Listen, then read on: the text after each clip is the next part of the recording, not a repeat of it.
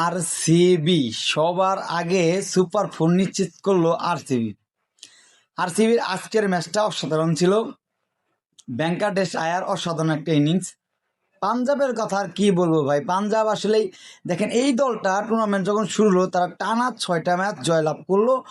সেই দলটা এখন টানা 6টা ম্যাচ হার। যেই দলটা মনে হচ্ছিল একটা সময় যে তারা সবার আগে সুপার ফোর নিশ্চিত করবে, সেই দলটা এখন সুপার ফোরে যেতে পারবে না সেটা এখন সংশয়।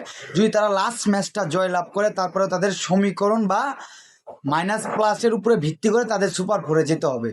রাজস্থান যদি ভালো খেলে তারা হয়তো পাঞ্জাব বাদ করে যাবে। মানে একটা দল এতটা ভালো খেলে হুট করে টানা 6টা ম্যাচ হার, মানে আয়ার পারফরমেন্স করতে পারতেছে না, কোনো ব্যাটিং পারফরমেন্স করতে পারতেছে না। যদিও কেউ একটু পারফরমেন্স করতেছে, তেমন পারফরমেন্সটা কেউ পাচ্ছে না। মানে একটা দল এতটা ভালো খেলার পর 6টা ম্যাচ টানা জয় পাওয়ার পর টানা 6টা ম্যাচ হার, মানে পায়ের তলে তাদের মাটি নেই ভাই।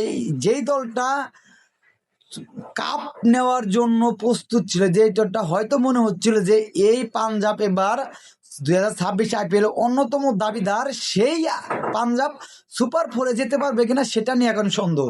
সুপার ফোরে হয়তো রাজস্থান যদি ভালো খেলে, পারফরমেন্স ভালো খেলে, সুপার ফোরে হয়তো যেতে পারবে না পাঞ্জাব। মানে একটা দল এতটা বাজে, এতটা খারাপ কিভাবে খেলতে পারে, কি হতে পারে?